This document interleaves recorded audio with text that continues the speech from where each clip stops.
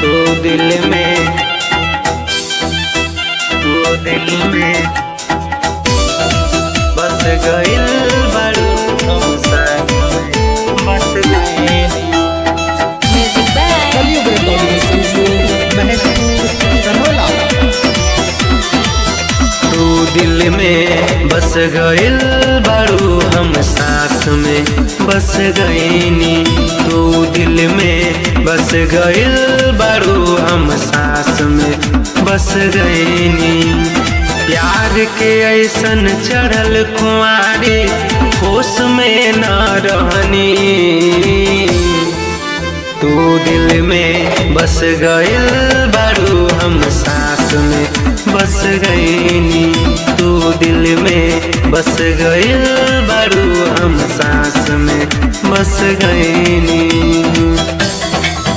तू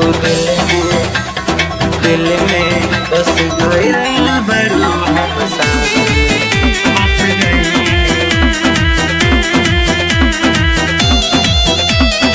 हम दीवाना तोहार हई तू दीवानी हमार हमार।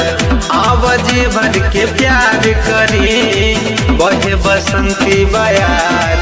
तू हो सपना की रानी हमरे हो दिल जानी। दिल तो पे फिदा हम कईनी। तू दिल में बस गइल बारू हम साथ में बस गइनी। तू दिल में बस गइल बारू हम साथ में बस गइनी। तू दिल में बस गइल बारू हम साथ में बस गइनी। सारा जहाँ के भुला के एक दूजे में समाए।